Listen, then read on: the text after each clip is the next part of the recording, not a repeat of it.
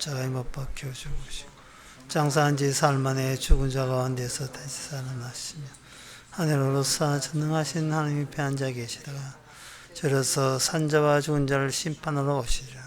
성령을 믿사오며 거룩한 공예와 성도와 소립동하는 것과 죄를 사하여 주시는 것과 몸이 다시 사는 것과 영원히 사는 것을 믿사옵나이다. 아멘. 하나님의 모든 행사를 살펴보니 해 아래서 하시는 일을 사람이 능히 깨달을 수 없도다. 사람이 아무리 애써 궁구할지라도 능히 깨닫지 못하나니 비록 지혜자가 아노라 할지라도 능히 깨닫지 못하리로다. 하나님 아버지, 먹고 마시고 하는 모든 것이 우리의 계획대로 되는 것 같지만 주님의 협조와 도움 없이는 한순간도 일어날 수 없는 일들 속에서 우리가 지금 살아가고 있음을 한시도 잊지 않게 하여 주시옵소서. 예수님의 이름으로 기도합나이다. 아멘. 교동문 8번입니다.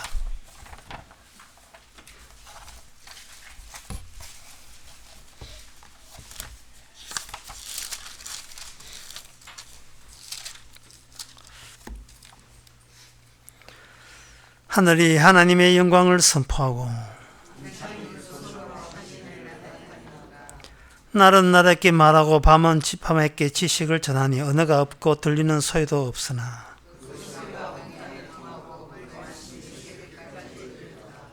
여호와의 율법은 완전하여 영혼을 소생케 하고 여호와의 교훈은 정직하여 마음을 기쁘게 하고 여호와를 경외하는 도는 청결하여 영혼까지 이르고 다 같이 합시다. 금 곧 많은 정금보다 더 사모할 것이며 꿀과 송일꽃보다 더 달도다. 아멘. 자리에 앉으셔서 찬송가 487장 합시다.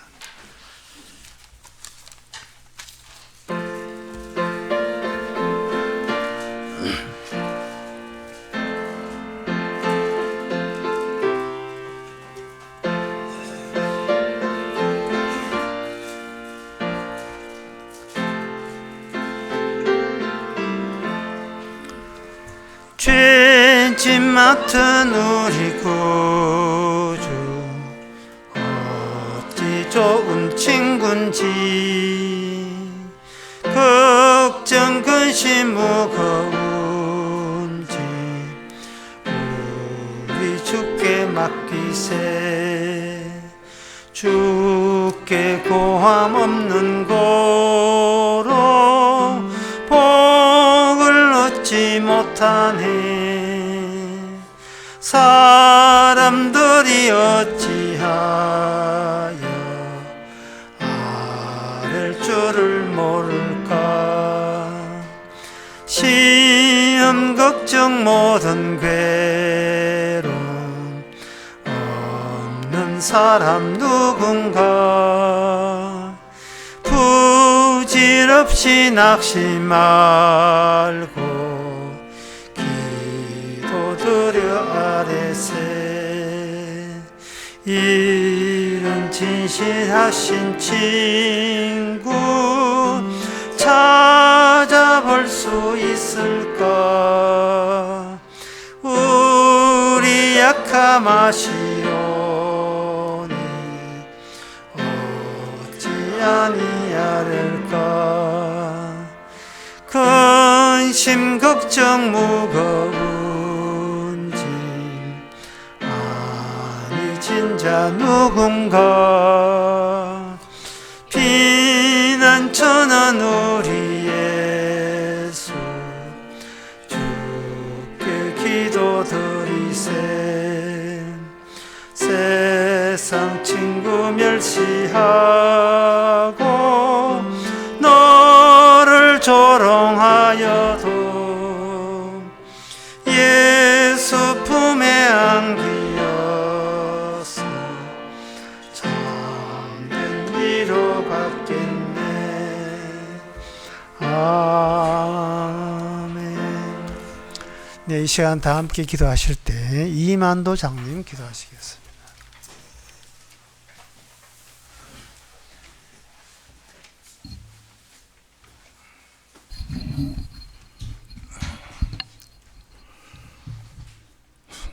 아버지 하나님, 오늘도 모든 문제를 가지고 예배를 주관하고 계시는 주님 앞에 아랠 수 있는 시간을 허락해 주시니 너무나도 감사하고 감사합니다.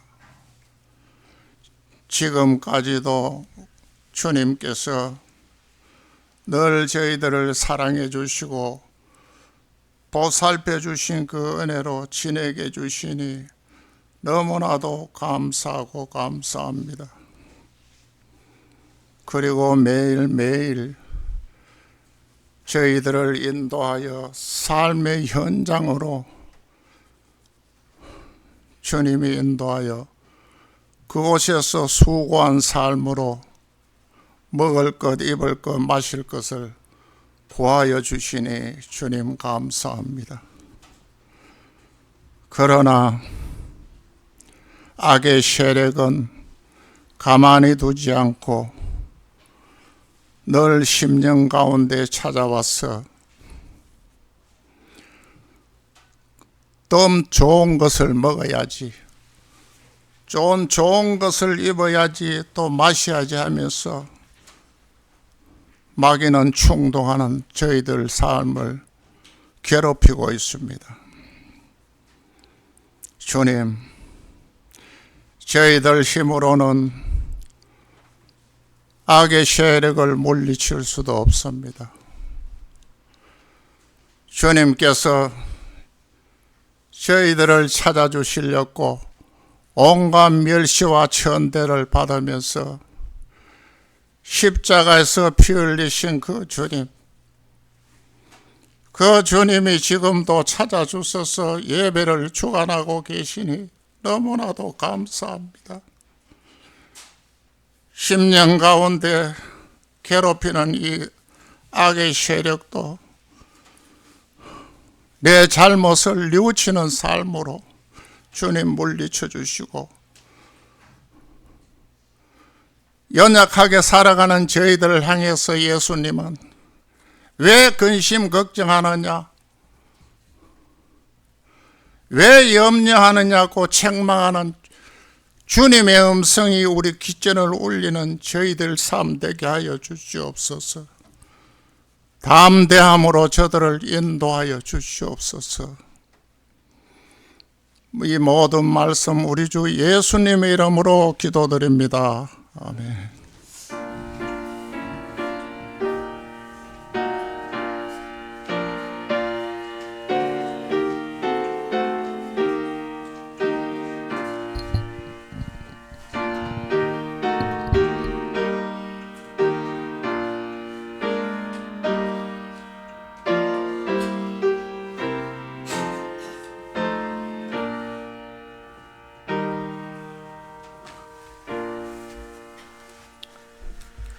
네, 이 시간 광고 시간입니다. 광고 없으면 찬송가 241장 합시다.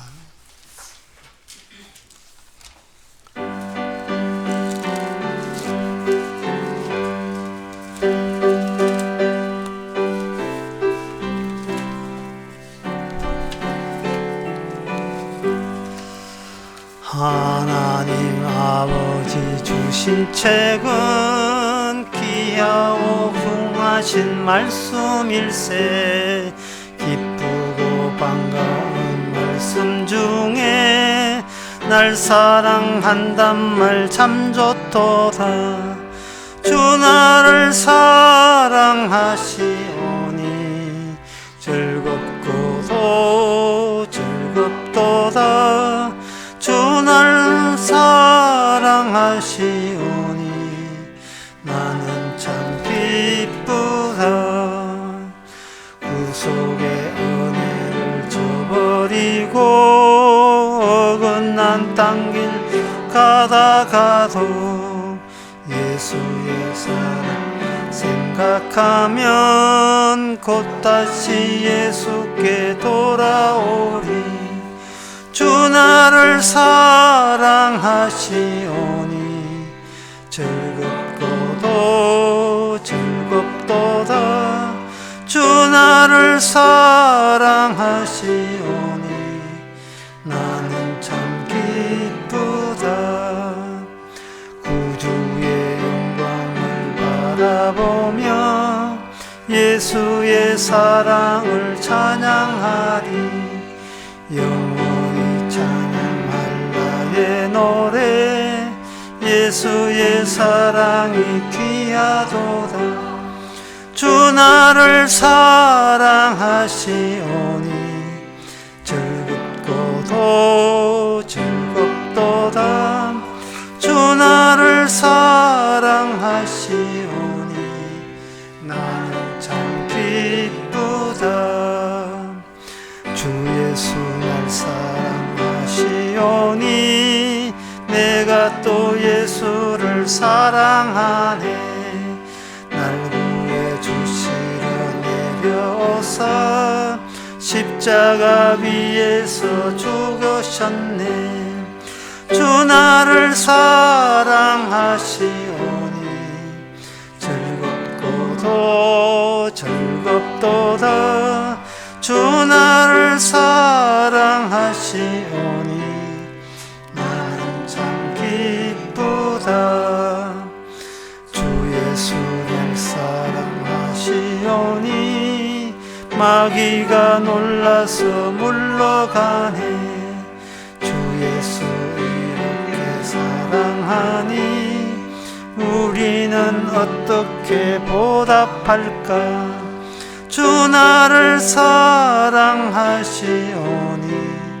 즐겁고도 즐겁도다.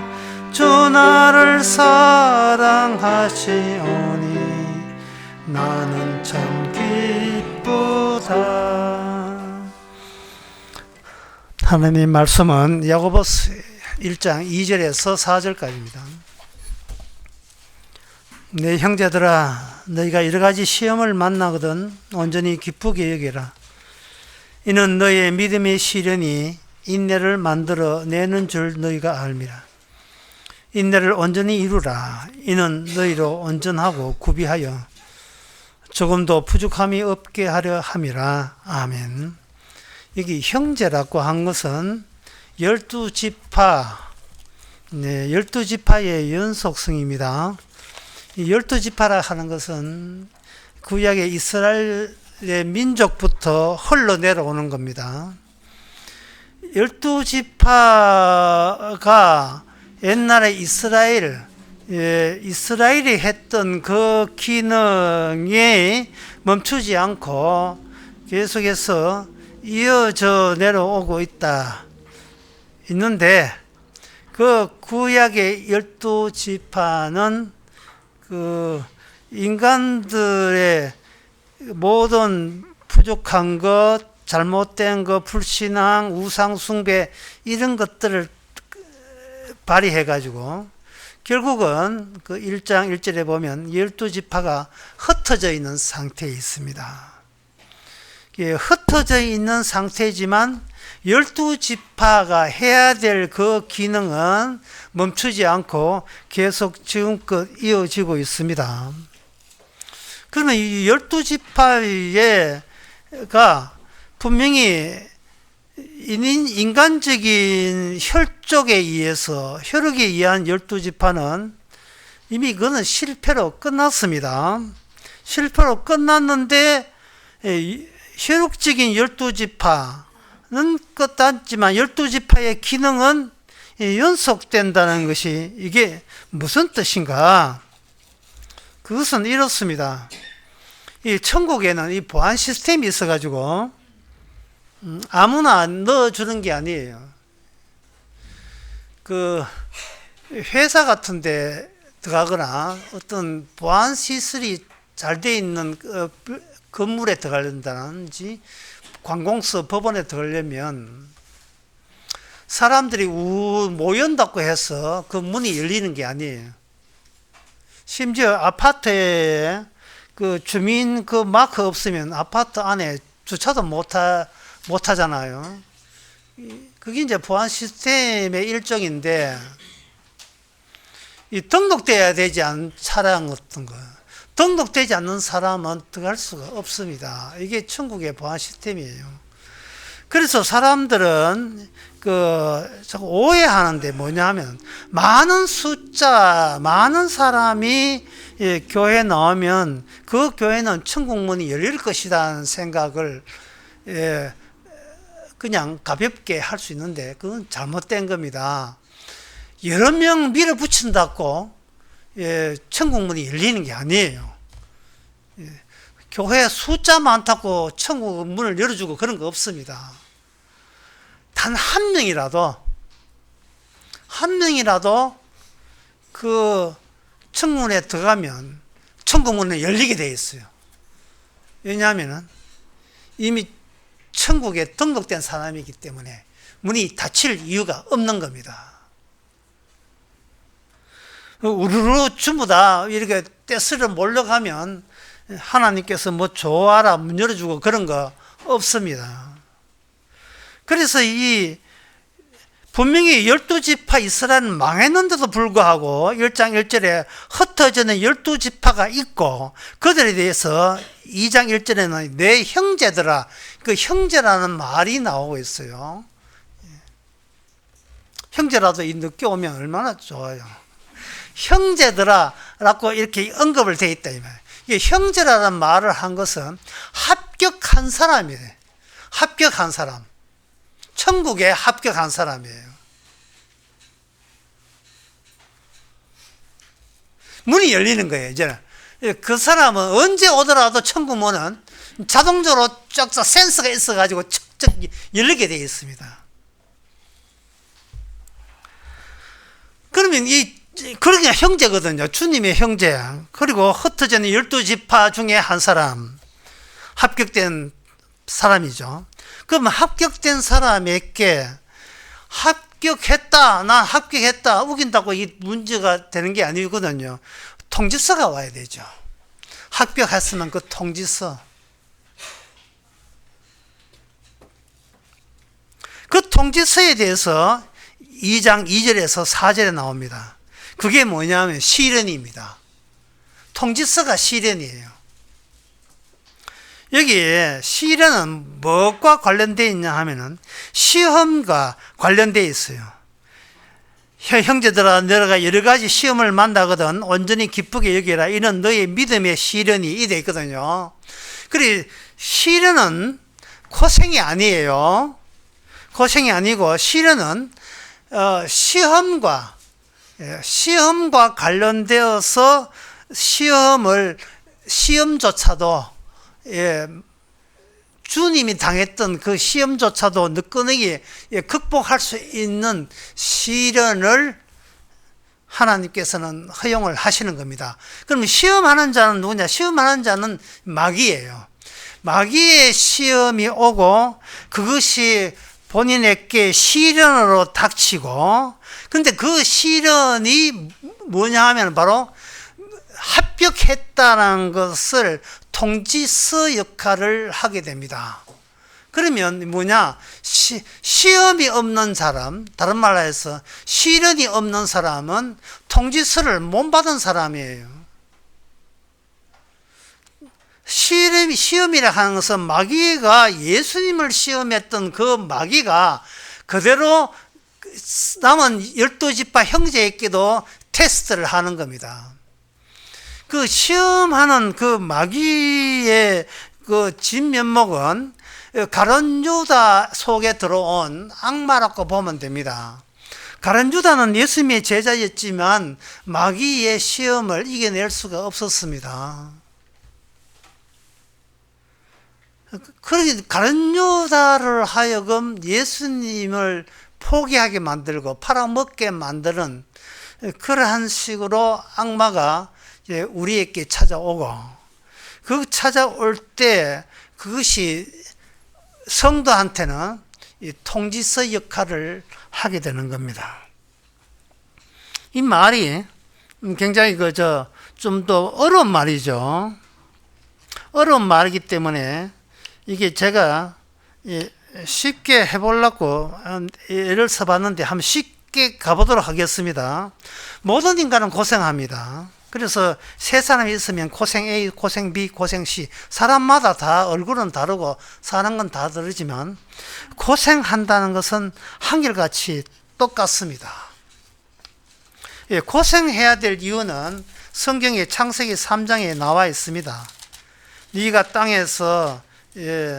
땅에서 종신토록 수고하고 죽을 때까지 수고하고 해야 된다. 그것은 이 땅 자체가 저주를 뿜어내는 땅이기 때문에 너는 그 땅에서 벗어나지 못하고 있다. 따라서 너는 죽을 때까지 고생하라. 고생이 오죠. 이 고생, 불신자한테는 이 고생이 와요. 그런데 신자한테는 고생이 온 게 시련이 오는 겁니다. 그래서 자칫 잘못 생각하면 천국 가기 위해서 고생했으니까 뭐 천국에 넣어주겠지. 이만한 고생을 누가 하겠냐. 이 정도 고생했으니까 네가 좀 이제는 고생 많이 해서 편히 쉬어라고 하나님 구원하겠지. 이렇게 생각하는데 그거는 잘못된 겁니다. 이거는 누구나 고생하는 거예요. 시련은 뭐냐 하면은 예수님을 넘어뜨리려고 했던 그 시험이, 동일한 시험이 하나님의 예수님의 형제이고 천국의 백성이고 이미 합격된 자기 때문에 예수님께 찾아왔던 시험이 특화되어서 그 사람에게 찾아오는 겁니다. 예수 포기해라. 이런 거죠. 쉽게 말해서. 믿을 만큼 믿어봤잖아. 믿어봤는데, 결국 니한테 소득 있었어. 소득 없잖아. 그러니까, 이쯤에서 이제 예수하고 발을 그만 끝이. 별 이익도 없는 걸 왜 자꾸 걸치고 있느냐.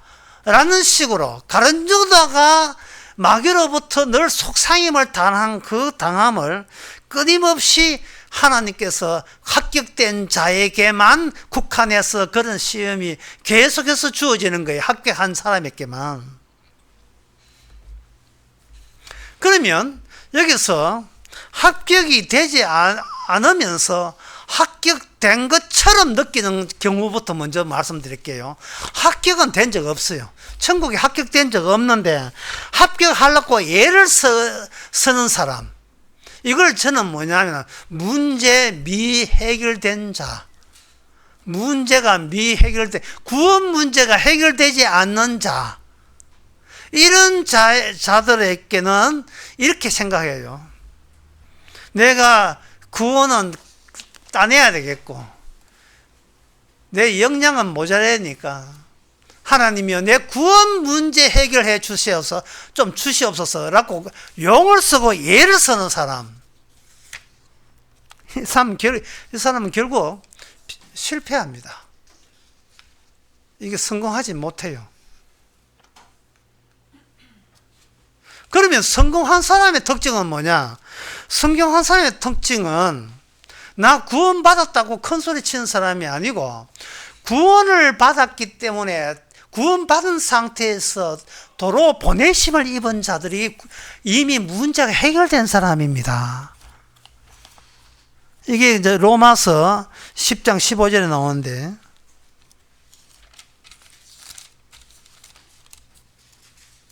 보내심을 받지 아니하시면 어떻게 전파리요? 라는 말이 나와요. 보내심을 받지 아니하면. 합격된 자를 하여금 주님께서 예수님이 살았던 이 땅에다가, 저주수 땅에다가 우리를 파견해버립니다. 파견하면서 주님께서 십자가 질 때까지 어떠한 수모와 시험을 받은가를 온몸으로 처음 하는 것이 합격된 자에게만 주어지는 통지서예요.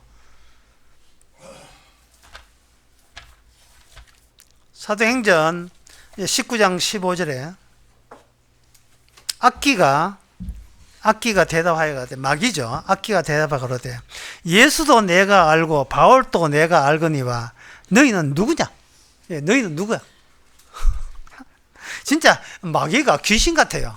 귀신같이 합격된 자, 그게 이미 아파트 주민, 천국 아파트 주민 등록된 자와 아파트 들어가려고 거주하려고 애쓰는 자를 누가 먼저 다 이거 알고 있느냐 하면 마귀가 이미 알고 있어요.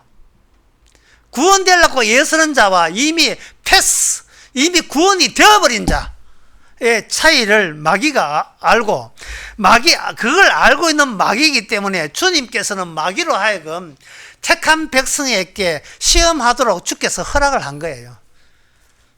이것은 욥기하고 똑같은 거예요. 욥은 이미 구원된 자이기 때문에 마귀로 하여금 욥을 마음먹고 유린하고 시험하도록 허용을 한 겁니다. 허용을 하게 되면 욥으로부터, 욥은 예수님 오시기 전 사람이거든요. 오실 예수님의 어떤 순환과 고난을 마귀로부터 받는가를 욥이 먼저 앞서서 자기 시대에 욥의 몸을 통해서 그걸 발산했던 겁니다. 그러면 오늘날 성도는 뭐냐? 성도는 이미 합격했기 때문에 우리는 예수님 2000년 전의 분이잖아요. 2000년 전에 어떤 수모를 당했는지를 몰랐는데 주님께서는 이 시대의 마귀를 우리에게 보내가지고 예수님께서 이런 신을 겪었고 이런 인내를 가졌구나 하는 것을 우리로 하여금 체험하는 기회를 허락하는 것. 이게 바로 합격된 자에게 주어진 통지서예요.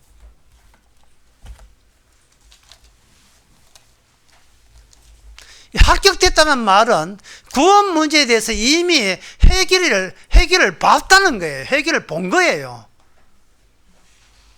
해결을 봤기 때문에 아직 남아있는 미해결이 남아있지 않습니다. 그러면 이미 합격된 자가 이 땅에 와서 마귀의 시험 받을 때, 그러면 합격된 이미 구원받은 사람은 어떤 체험을 하느냐 하면 실패하는 체험을 갖는 거예요. 실패하는 체험. 여러분 자녀 가운데 혹시 변호사 시험을 준비하고 있는 사람이 있습니까? 그 변호사 시험 준비하는 그분이 만약에 성도라면, 합격자라면 천국의 아파트 이미 이름이 등록되어 있어 언제든지 천국 문은 다 서면 자동문으로 쫙 열리게 되어 있는 그런 합격자라면, 천국이 자기 집이라면 변호사에 합격한 건 그것 자체가 실패입니다. 왜냐하면 변호사의 시험에 합격했다고 해서 천국 패스를 취소할 수가 없기 때문에 그렇습니다. 지금 머리 나쁜 사람 지금 이해하지 못하는 내가 걱정할 필요는 없겠죠. 변호사 시험 준비했는데 그게 합격했을 때, 이게 실패구나. 실패를, 새삼스럽게 실패를 느끼는 거예요. 나이 30 중반 돼도 딸이 시집을 안 가는데, 어느 날, 구정 때 남자 끌고 와가지고, 목줄에 끌고, 나있지만, 끌고 와가지고, 이 남자 좋아해요. 이번 가을에 결혼합니다. 애기장 다 했어요. 올 때, 이 노처녀 죽는 게 아닌가 걱정하다가 어떻게 됩니까? 실패했구나. 드디어 실패했구나. 드디어 내 소망인 딸을 시집 보내게 되었구나. 내 소망이 실패라는, 내가 은근히 기대하는 이 모든 것이 또 한 파동, 실패의 물결 중에 하나로 다시 여기서 체험되는 거예요. 이게 뭐냐면 실패의 일관성이에요. 그 실패의 일관성을 구약 이스라엘 백성들이 계속 꾸준히 실패로 이어졌습니다. 누구든지 하나님께서, 예수님께서 일방적으로 찜을 하지 않은 자는 아무도 천국을 오지 못한다는 그것을 확인하고 증명하기 위해서 육적인 이스라엘들은 다 실패했습니다. 그들은 메시아를 고대했어요. 특히 예수님 잡아 죽이던 그들이 얼마나 메시아를 고백했습니까? 그들은 구원의 성공을 기대했습니다. 예수님도 그걸 알았어요. 마태복음 5장 20절에 누구든지 바리새인보다 더 의가 낫지 아니하면 결단코 천국에 들어가지 못한대. 바리새인들이 얼마나 천국 가기 위해서 자기 의와 자기 착함을 유지하고 챙기려고 한 게 얼마나 애를 썼습니까? 그런데 그들이 자기의 천국 가려는 그 자체가 그 노력 자체가 반드시 실패해야 된다는 사실을 몰랐고, 그 자기 노력이 실패하는 자만이 이미 천국에 입성에 성공한 자, 합격한 자라는 사실을 그들은 몰랐던 거예요.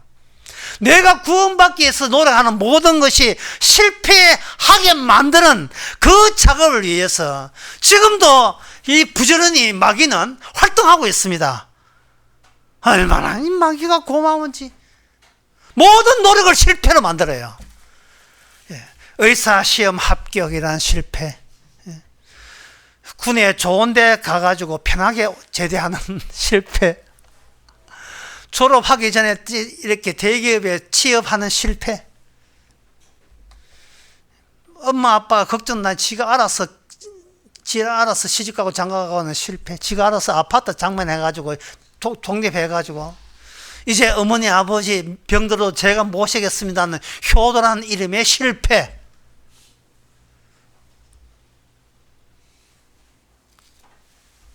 그 모든 그 실패에서 오는 그 환희와 기쁨은 이름 말할 수 없어요. 왜? 그 세상에서는 그걸 성공으로 이해하는 것을, 천국의 합격이라는 이 성공에 비하면 이거는 합격이라는 기쁨을 앗아가기 위해서 이 육신, 땅에 속한 육신이 만들어낸 마귀의 시험거리였던 겁니다. 하나님께서 우리를 천국에 합격시킬 때는 조건이 내가 아무것도 아니거든요. 내가 아무것도 아닌 존재예요. 아무것도 아닌 존재가 기대하고 소망하는 것도 역시 아무것도 아닌 거였던 거예요.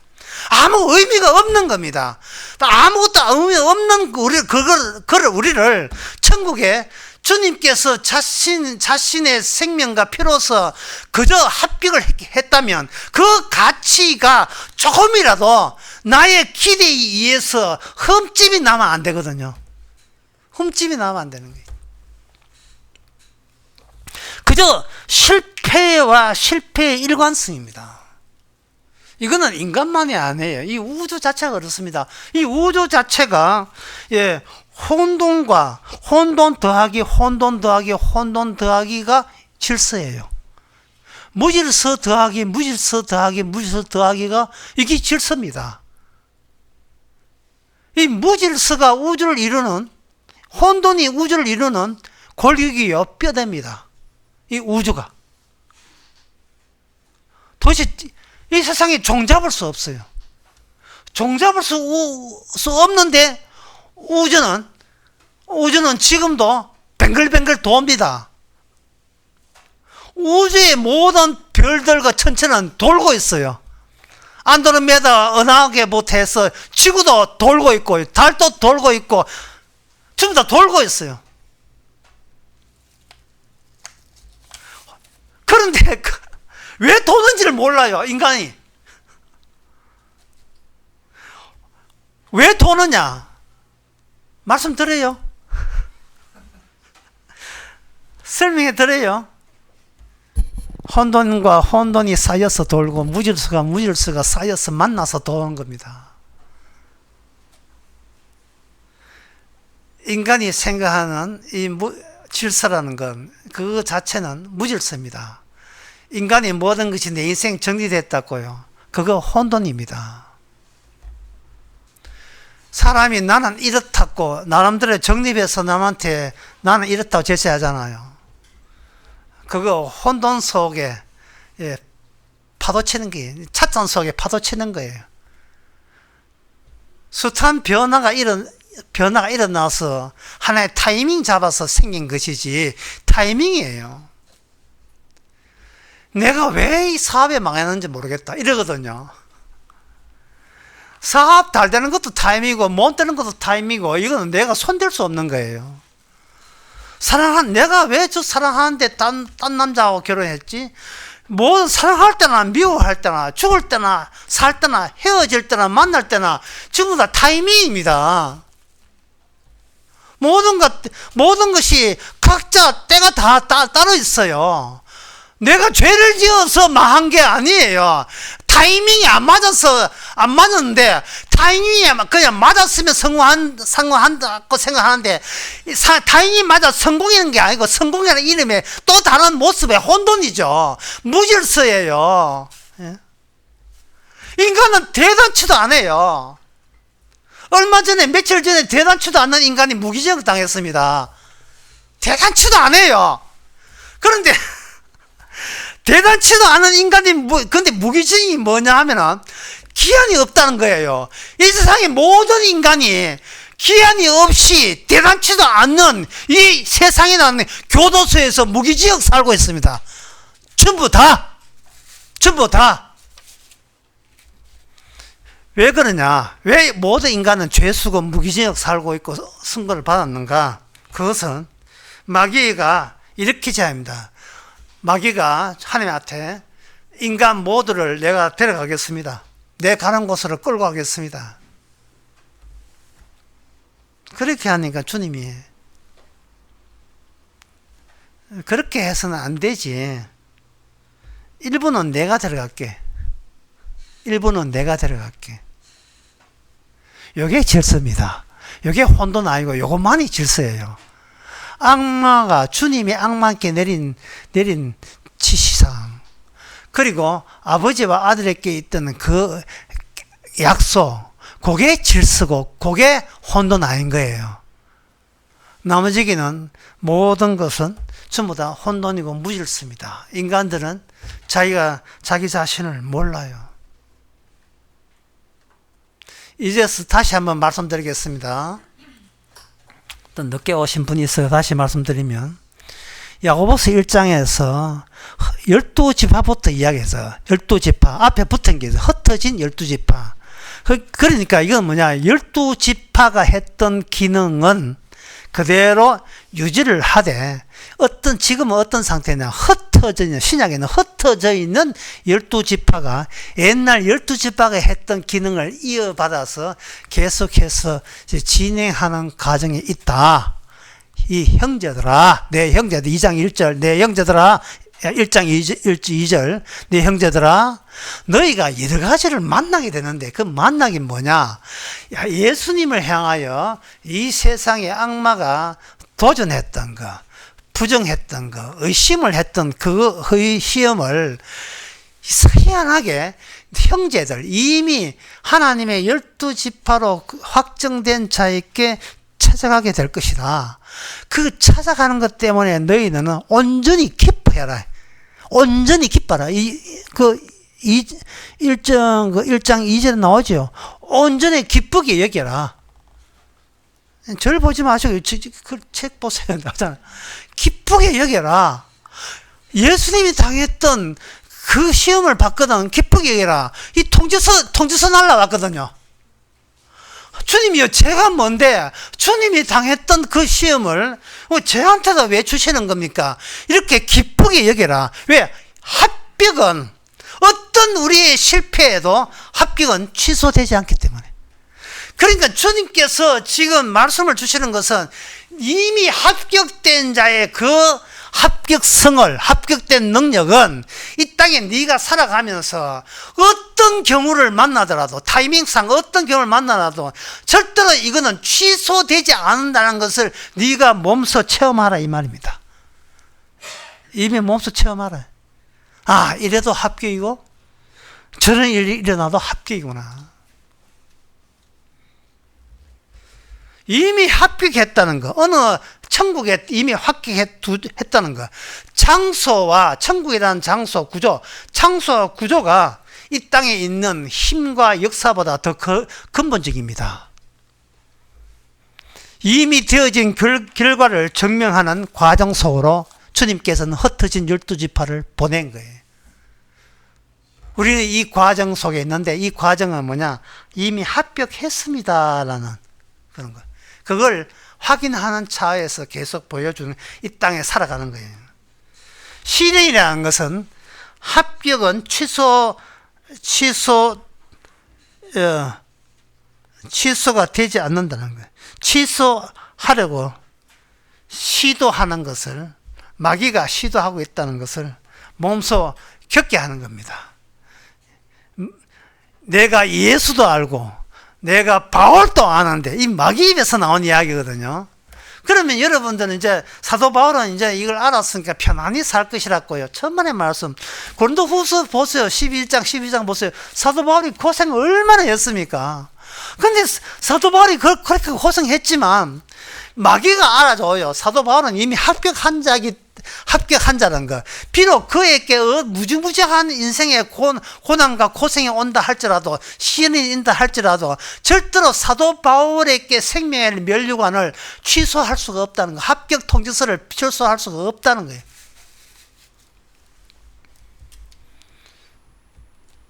그러니까 이 생각을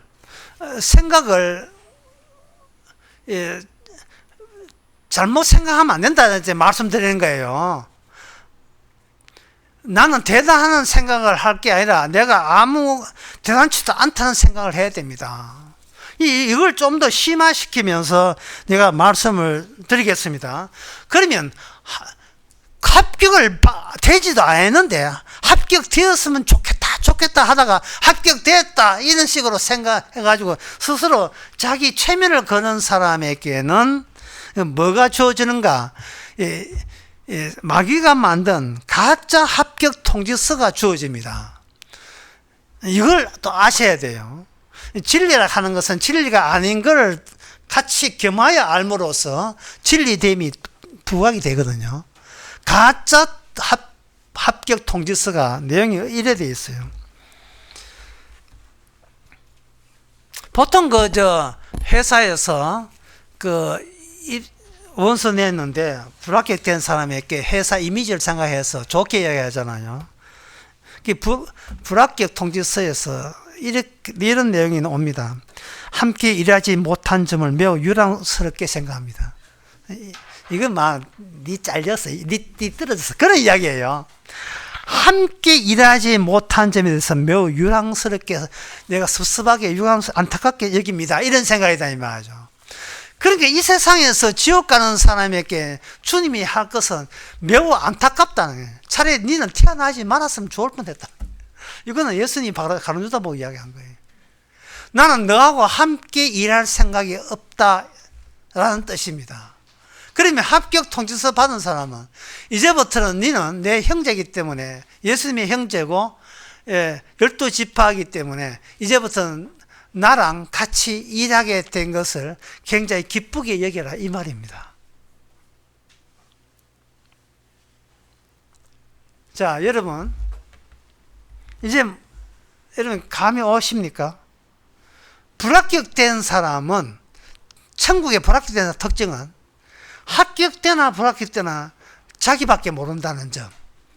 역시 자기 홀로 모든 의미가 자기에게만 소환된다는 그 점이고, 합격된 사람은 이제는 주님의 일을 하는 사람이라서 내가 중요한 것이 아니고 내 곁에 주님이 나보다 더 소중하고 근본적이라는 것을 아는 사람은 합격된 사람입니다.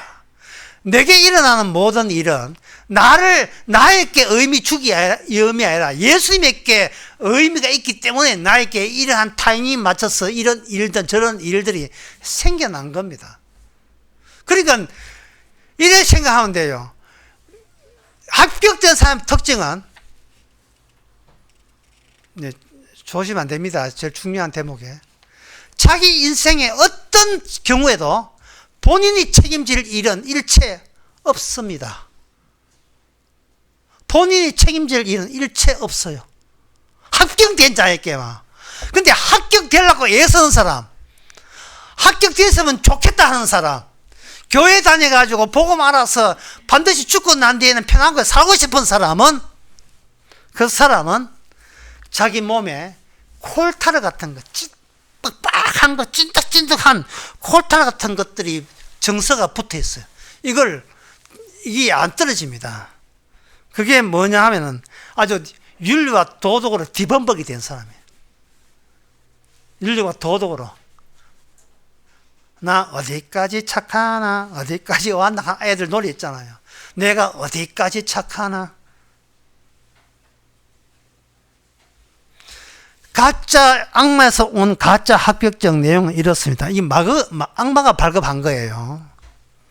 악마가 이렇게 발급할 때는 악마도 나오면 자신만만해요. 불합격된 자는 내 손에서 못 벗어난다는 자신감이에요. 너의 착함과 의가 너의 행복한 미래를 보장한다. 요겁니다. 예. 다시 한번 읽어드릴까요? 마귀로부터 왔는데, 너의 착함과 의가 너의 행복한 미래를 보정해준다. 보정해준다. 네가 교회 나갈 때마다 착한 일이 발열 정자처럼 점점 추가되고, 네가 헌금하거나 네가 전도하나 봉사할 때마다 착한 일이 계속 추가되는 거예요. 예배 참석도 그냥 하도 30분 전에 일찍 와가지고 하는 것도 추가됐는데, 이 마라톤 때문에 하나 삭제됐어. 아, 마라톤 많이 일찍 왔는데. 이게 콜타르처럼 찐득찐득 해가지고 떨어지질 않아요. 예를 한번 들어볼게요. 내가 교회 열심히 다니면 교회 안 다니는 내 자식이 분명히 좋은 행운이 따를 것이라는 거예요.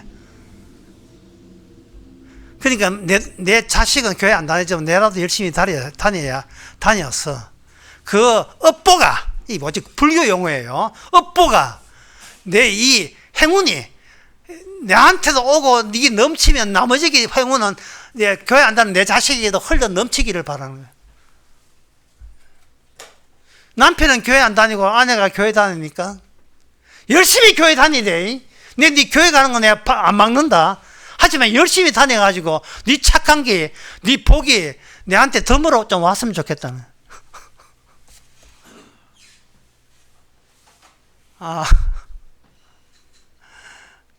애들도 마찬가지. 우리 아빠 엄마 교회 다나 교회 안 다녀도 우리 아빠 엄마가 나중에 줄 것이라는 의식. 예. 아까 이야기 잊어버리면 안 됩니다. 항상 불신자의 특징은, 합격되지 못한 특징은 모든 이익과 의미가 어디에 쏠린다고요? 예, 나 단독자에게 쏠리는 경향이 있습니다.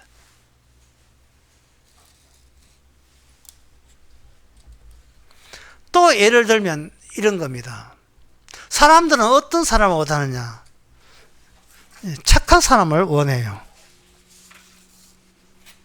내가 원하는 이웃은 착한 이웃이고 착한 친구를 원합니다. 어느 정도 착해야 되는가?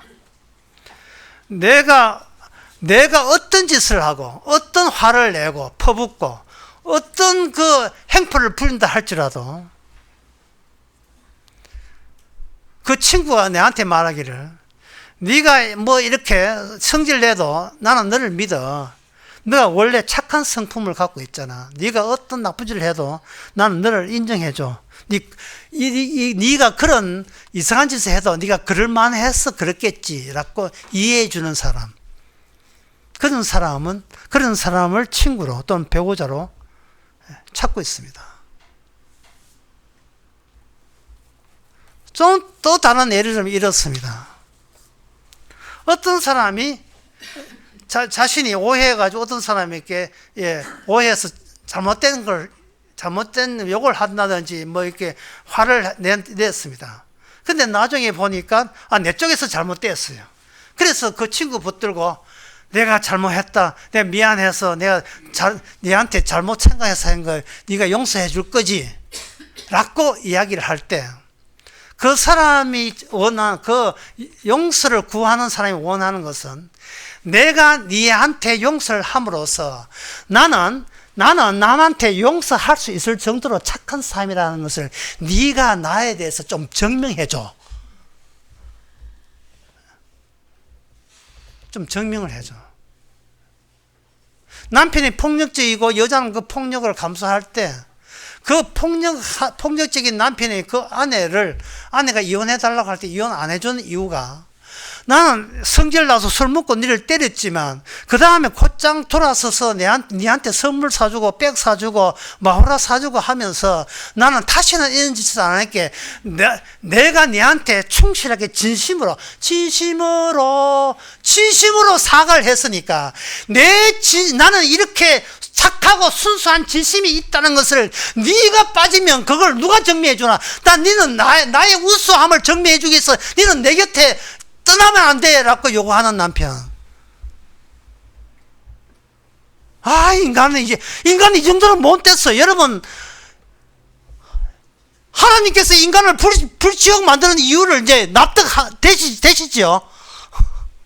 도대체 어떤 일이 나도 자기의 착함을 포기를 못하는 게 인간입니다. 어떤 경우라도.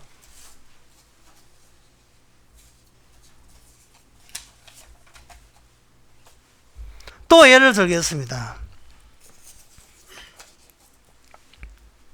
티니지라는 나라, 북아프리카에 있는 티니지 나라에서 민주혁명이 나는데, 이 혁명이 나는 이유가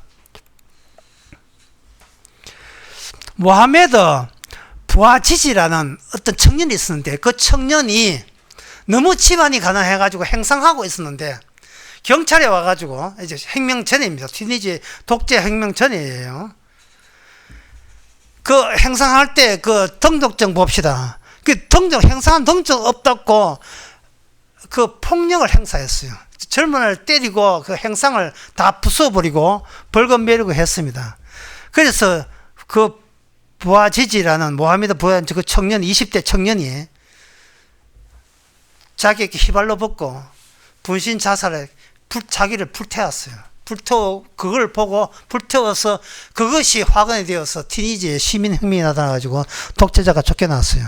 2010년도 12월 17일 일입니다. 또 하나 있어요. 1963년도에 이름도 이름이요. 굉장히 어려 보여요. 틱광덕이라는 이 성녀가, 베트남의 성녀가 그 당시 남베트남에서 천주교 종교를 국교로 만들려고 시도하고 불교를 탄압하니까 이 사람이 공개 거리에 나가가지고 휘발유를 자기 몸에 부어가지고 불교 탄압에 반대하면서 군사 탄압을 하고 난 뒤에 그 다음에 군사 구태가 일어나가지고 천주교를 장대하는 그 쫓겨났는데 쫓겨났어요. 그 휘발유를 그 중이 붓고 불을 태웠는데 불이 탈 때까지 꾼적도 안 하고 그냥 있었어요. 불교의 위대함, 불교의 고집 이런 거.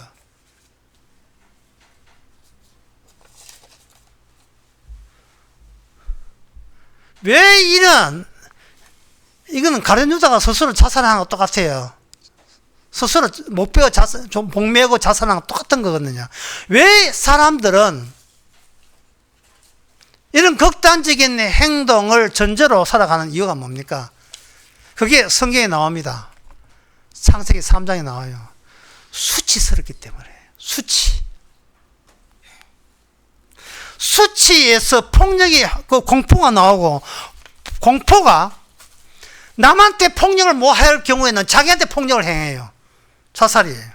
이 모든 공포와 모든 공포는 행동화하는데 행동으로 나오게 되었어요. 그 행동의 출발점은 수치스러워서 그래요. 수치스러워서. 내가 아무것도 아니고 내가 무질서한 것 자체가 수치스러워요.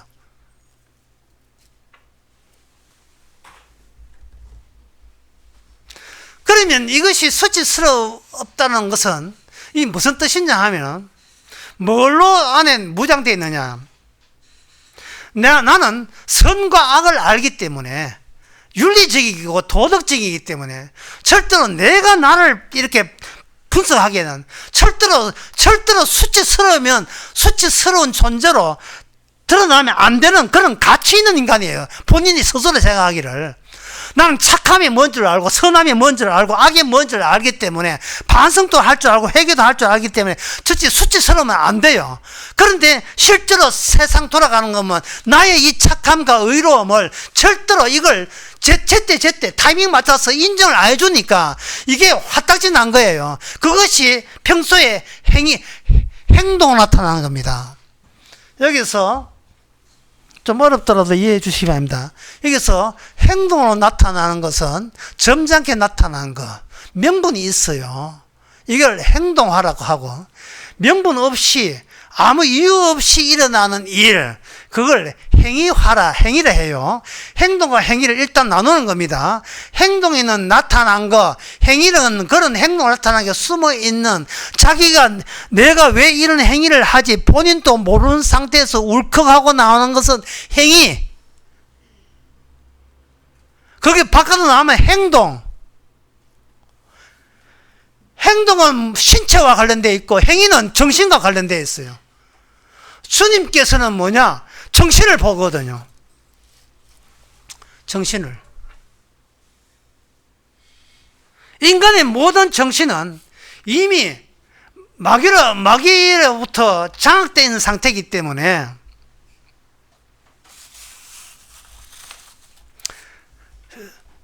내 자신이 수치스럽지 않기 위해서 이 세상을 내 중심의 어떤 질서 잡힘, 이 세상이 내 중심으로 딱딱 규격에 맞는, 내가 원하는 사람이 잘 되고 내하고 친한 사람 하던 식구가 성공을 하고 실패 없는 행복한 인생을 살기를 내가 강력하게 하나님께 요구하고 있는 이 질서를 내가 우기고 있는 겁니다.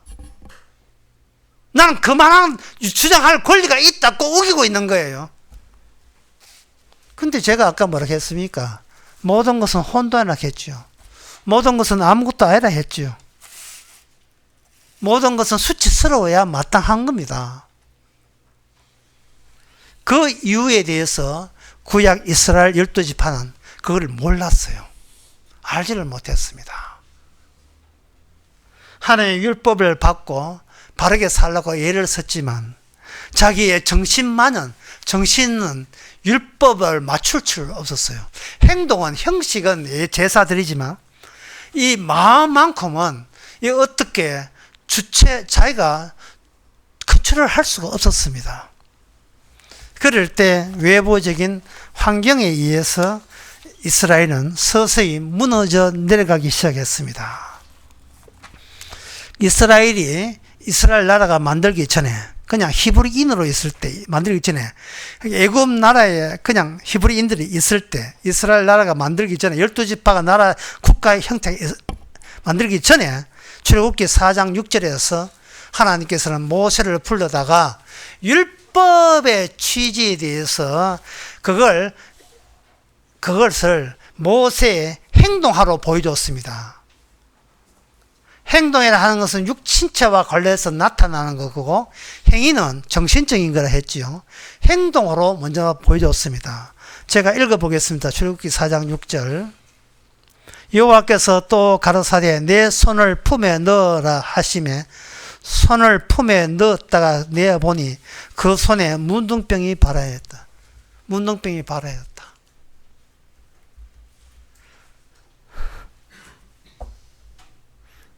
뭔가 소스 찍어 먹는 것처럼 손이죠. 신체입니다. 손을 품이라는 신체에다가 집어넣었어요. 품은 내부고 손은 외부에 나타나 있습니다. 외부의 것을 내부 신체에 집어넣었다 빼보니까 문둥병 되었어요. 문둥병이라 하는 것은 모든 인간이 제일 기피하는 저주의 모습이 문둥병입니다. 문둥병인데 이거는 못 고쳐요. 고칠 수가 없어요. 평생 동안 깊이 대상으로서 사람 바깥에 살아야 돼. 하나님의 진 밖에 거룩과는 완전히 배제된, 거룩에 반대되는 저주받은 그 모습으로 살아야 마땅한 것이 문둥병입니다. 모세가 문둥병 내부가 문둥병자고 바깥에는 하나님의 종입니다. 이게 양명성이 서로 겹쳐져 있어요. 이 겹쳐져 있는 모습을, 모세의 모습을 이스라엘 국가 12지파의 모습으로 주께서는 확대시켜 나갑니다. 훅 풍선에다 고모에다가 훅 부는 거예요. 모세를 통해서 훅 바람을 불면 전체 이스라엘 전체가 모세의 전이 되는 겁니다. 안에는 문둥병자고 바깥에는 율법 지키는 것처럼 보이는 거예요. 그래서 이스라엘은 망하게 됩니다. 그러면 이제부터 이스라엘이 모세를 따라 나오면서 이스라엘이 해줄 것은 뭐냐? 간단해요. 나는 왜 저주받아야 마땅한 문둥병자냐? 이것을 알면 돼요. 이걸 아는 방법을 하나님께서는 모세를 율법을 통해서 이걸 알게 해주신 겁니다. 율법을 통해서. 레위기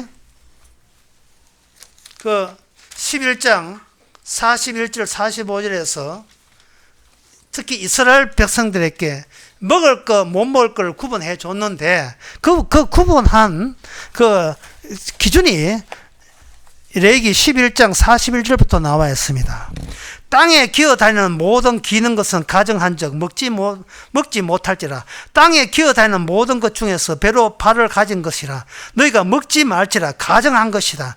너희는 기는 바 기어다니는 것을 인하여 자기로 가정하게 되고 또한 그것을 인하여 스스로 더럽혀 부정하게 되지 말라. 나는 너희 여호와 하나님이라. 내가 거룩하니 너희 몸을 거룩하게 하고 이래 되어 있어요. 이건 뭐냐 하면은 창세기 3장에서 창세기 3장에서 마귀가 뱀 속에 들어왔거든요. 왜 하나님께서는 마귀가 송아지도 있고 코끼리도 있고 호랑이도 있는데 왜 뱀 속에 들어왔는가? 뱀으로 하여금 기계 만들면 말미암아 마귀의 모든 기능은 땅에 밀착하는 그 기능이 땅에 더욱더 밀착하게 만드는 그 기능이 바로 악마가 인간의 정신을 장악하는 그 목표점이고 그 방향성이라는 것을 알려주기 위해서 그렇게 저주를 그렇게 한 거예요. 창세기 3장에서 하나님께서 뱀에게 땅을 기면서 땅에 나오는 것만 그의 먼지만 먹도록 만들도록 그렇게 뱀을 그렇게 저주했던 겁니다. 그러면 세상에서 태어나가지고 인간이 바라보고 유튜브에 나오는 이야기, 뉴스에 나오는 이야기, 이 모든 이야기가 무슨 이야기입니까? 땅에 기 다니는 이야기예요. 더러운 이야기라고요.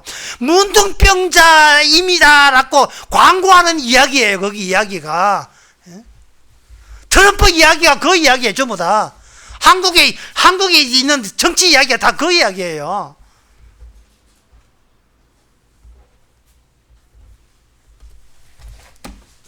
여행 가봤자 땅에 관한 이야기만 보여요. 전부 다. 철저하게 마귀 사람 되는 겁니다. 마귀 사람.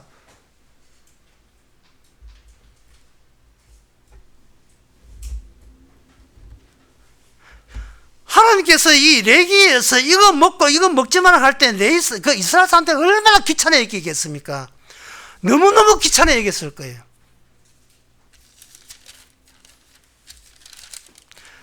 그러나 하나님께서는 그 땅에다가 뭘 하느냐 하면 레위기 11장에 보면 피를 흘려요. 희생의 피를 흘려서 땅을 추구하는 자의 죄는 땅에서 흘린 희생 제물의 피만이 사함을 받아요. 그 외에는 사함을 받는 경우가 없어요. 그래서 거룩한 하나님이 땅에 오신 겁니다.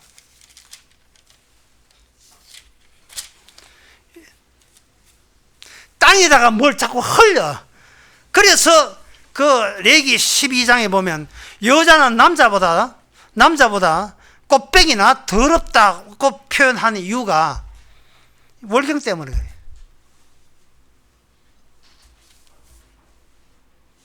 산헐 때문에. 13장에 보면 그 다음에 뭐 나오냐? 문둥병 이야기 나옵니다. 그 문둥병 이야기 하면서 문둥병 들린 자는 절대로 하나님의 거룩한 이스라엘에 들어오면 안 된다. 그게 불합격이에요. 저주받았으니까. 저주받았는데 그 저주받은 문둥병자가 하나님의 자비로 깨끗했는지 안 깨끗했는지 그거는 제사장이 진찰을 하는데, 진찰해서 깨끗해졌다 싶으면 그래서 문둥병자에서 온전한 완치가 되었다고 판정 내리고 들어오는데, 다시 진으로 복귀가 되는데 그냥 복귀하면 안 되고 제사를 드리게 되어 있습니다. 그 제사가 마태복음 8장에서 예수님이 산상설교 마치고 난 뒤에 제일 먼저 마중 나온 사람이 문둥병자였거든요. 주께서 고쳐주시면서 네가 그냥 고치지 말고 네가 깨끗하면 되거든. 그 제물을 가지고, 율법이 이야기한 제물을 가지고 제사장에게 보여라. 그 모든 더러운 인간이, 문둥병자가 고칠 수 없고 고칠 자격도 없는 인간이 문둥병에서 깨끗함을 입어서 천국에 합격이 되는, 거룩한 나라에 패스가 되는, 합격이 되는 경우는 바로 제물이 되는 분의 모든 율법이 완성이 되어야 성립되는 이야기라는 거예요. 그게 또 땅에서 이루어지거든요. 그러면 그 제물이 뭐냐? 그게 이제 레기 13장에 보면, 두 마리의 새 중에서, 그 14장 그 6절에 보면,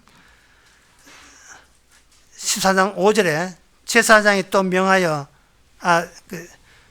14장 그 4절에 제사장은 그를 위하여 명하여 산 새 두 마리를 잡아서 백향문과 홍셀실과 우설줄을 가져가고, 제사장은 또 명하여 새 하나는 흐르는 물 위에 질거룩 위안에서 잡게 하고, 다른 새는 산대로 취하여 백성의 백향목과 홍색실과 우설줄과 함께 가져다가 흐르는 물 위에 잡은 새 피를 찍어서 문둥병에게 정결함을 자에게 7번 뿌리다 정하게 하고, 산 새는 그냥 하늘로 보내라. 이게 뭔 뜻이냐 하면은, 문둥병자를 이제 치료가 됐잖아요.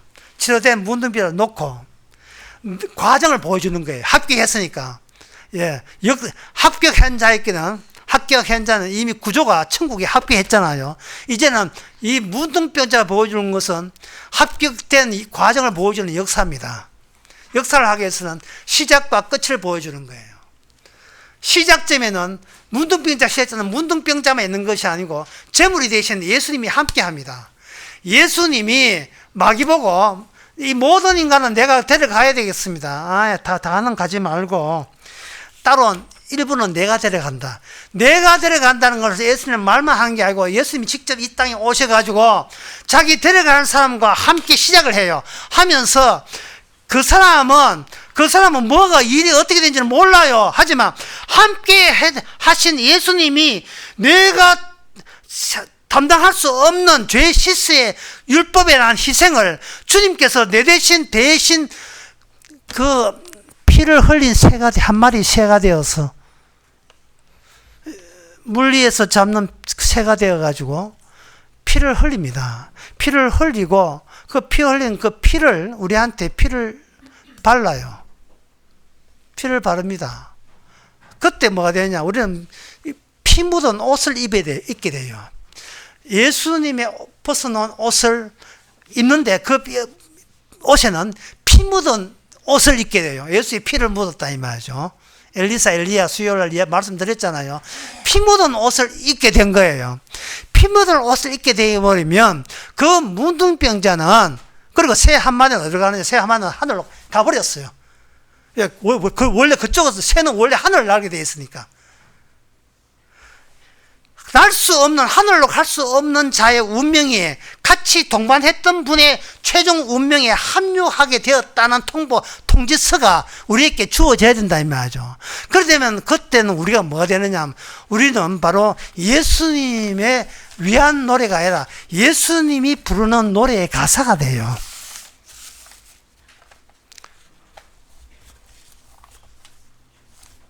누가복음 2장에 지극히 높은 곳에서는 하나님께 영광이요 땅에서는 기뻐하심을 입은 사원 중에 평화로다. 이 가사 누가 썼습니까? 가사 누가 썼지요? 유명한 작사가가 썼습니까? 천사가 부른 노래, 천사가 부른 가사는 누가 썼습니까? 하늘나라에 썼지요. 하늘하는 가사에 기뻐하심을 입으이라는 요 가사 내용에 저와 여러분들이 합격된 자가 이 가사를 어떡한다 이 말입니다.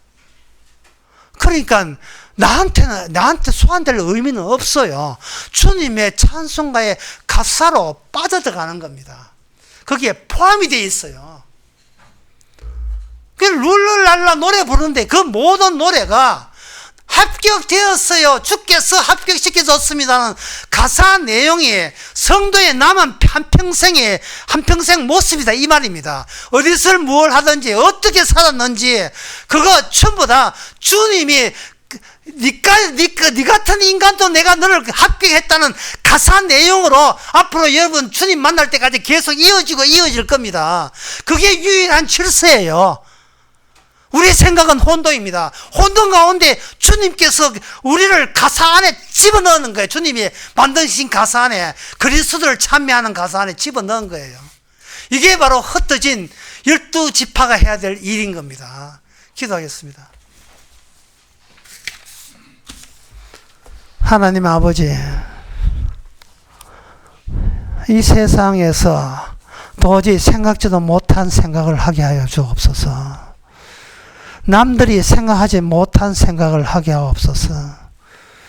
땅을 박박 길며 살아가는 자들에게 나올 수 없는 생각, 공중의 새처럼 하늘을 날고 다시 세상을 바라보는 시선을 가진 자들의 생각을, 이 모든 것이 주님의 찬송 안의 가사인 것을 깨닫는 저희들 되게 하옵소서. 예수님의 이름으로 기도옵나이다. 아멘.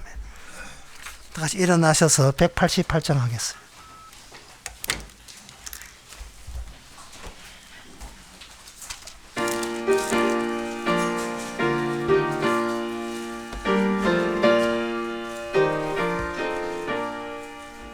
만세 반석 열리니 내가 들어갑니다. 창에 허리 상하여 물과 피를 흘린 것 내게 효용되었어. 정결하게 하소서. 내가 공을 세우나 은혜 갚지 못하네. 쉼없이 힘쓰고 눈물 근심하느나 구속 못할 죄인을 예수 홀로 속하네. 빈손 들고 앞에 가 십자가를 붙드네. 어이가 없는 자라도 도와주심 바라고 생명 샘에 나가니 마음을 씻어 주소서. 살아 생전 숨쉬고 죽어 세상 떠나서 거룩하신 주 앞에 끝날 심판 당할 때 만세 반석 열리니 내가 들어갑니다. 아멘. 기도합시다. 지금은 우리 주 예수 그리스도의 하나님의 크신 사랑과 성령의 충만하심이 진짜 통지서와 가짜 통지서가 어떤 차이 나는지 깨닫는 모든 성도에게 함께 있을지어다.